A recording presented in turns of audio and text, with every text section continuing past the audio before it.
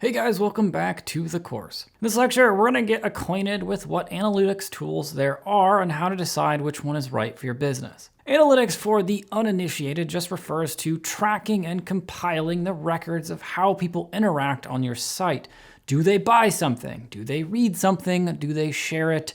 Do they clearly hate it and just leave? These are the things that we want to measure. We're going to do a real quick sweep of the big 3 analytics platforms worth knowing at this point. Yes, I know there are literally hundreds of analytics platforms out there, but guess what? We're going to focus on 3. The first one is Google Analytics, the second one is Mixpanel, and the third one is Kissmetrics. Now, chances are, if you've had any experience with running a website or marketing campaign in the past, you're probably familiar with Google Analytics. If analytics platforms were bread, well, then Google Analytics would be plain old whole wheat.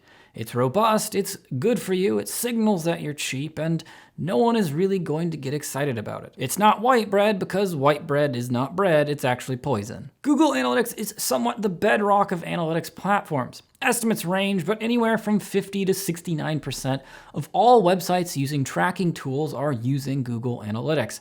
Of the top 10,000 sites on the whole of the inner tubes, about 65% of them use Google Analytics. So I guess we're not the only cheapskates trying to get away with using the only one that's free. Now, what do you need to know about good old Google Analytics? Well, for starters, it's the only large platform that is mostly free. The other 2 we cover actually charge up front to use their tools, whereas good old Google Analytics is fine with you bumming off of it and sleeping on its couch for a while. That is, of course, until you need to add a lot of collaborators, want some more advanced custom tracking, at which point they charge you $150,000 a year. Yes, some softwares go from free to $9.99 or free to $14.99. Google goes from free to $150,000 a year. Because of its simplified focus, it's something I generally suggest for entry-level work. As in, if this is your first site, or you only plan to do basic tracking, then I say stick with Google Analytics. In 90% of cases, you really won't need fancy customized tracking, and even if you do, well, you can often get away with tracking less at first, and then transitioning on to something more fancy. And also, be honest, you wouldn't even know what to do with all of that customized data anyway. The second thing you need to understand about Google Analytics is that it actually tracks users differently than the other 2 platforms. Now, the last thing I'll say about Google Analytics is that it's by far the easiest to install of the 3. Now, like most standard analytics platforms, all you have to do to install it is you take a snippet of code and you just drop it on your site. Pretty much anywhere in the header tag, and that is really it. If you want to track more pages, well, then you just put that code on more pages. Whatever you want to track, you stick the code on and you're good. This is the style that you'll see in some of these simpler analytics platforms. Okay, now the second analytics platform we'll chat about is Mixpanel. Now, Mixpanel is not free.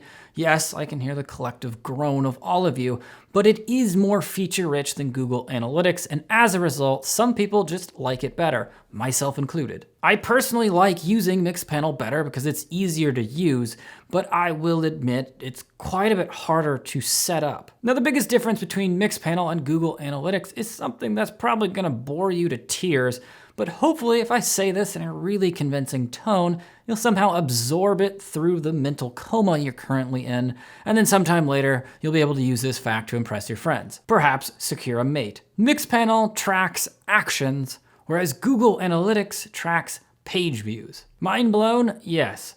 There is pandemonium in the marketing community as a result of this. Not really, but it is actually significant. When you go to a website and you load that page, that's called a page view. You load that page and then Google Analytics tracks that and says, hey, this person loaded that page.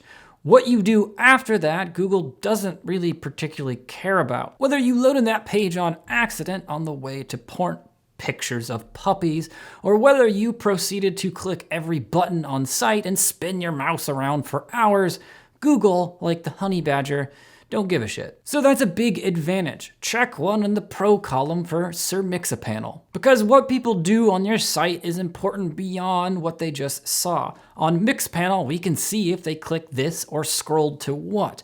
or what they typed into the form before abandoning. Of course, that exact level of information comes with a drawback.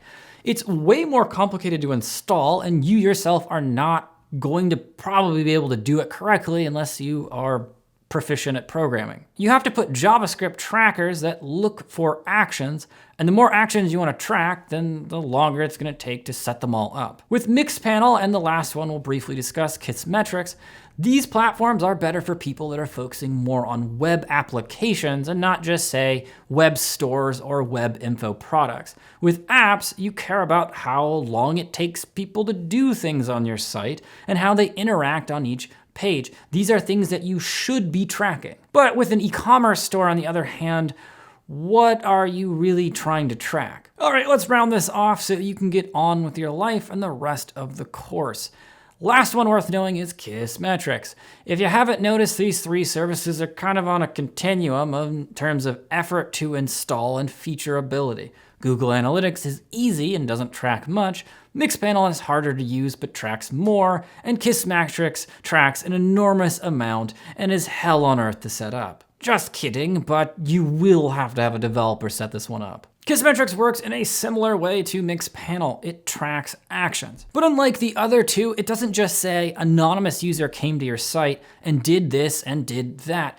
It can actually track the anonymous user across all of their devices and all of their visits, so you can look instead of at an aggregate of what's happening, but a long, comprehensive story of each individual user. On top of that, you can do A/B testing that's actually built into the system. With the other ones, you'll actually have to use a third-party tool to do it efficiently, probably something like Optimizely. If you're already a data junkie and you really think having the sharpest, most accurate, and most detailed data will benefit you beyond the other two, then it's something worth looking into. For the vast majority of you, though, Google Analytics is really fine, and if you have something that operates more like an app and you're trying to optimize user behavior as well as time on page and just regular conversion and sales, well then Mixpanel is probably the way to go. So speaketh me. See you in the next lecture.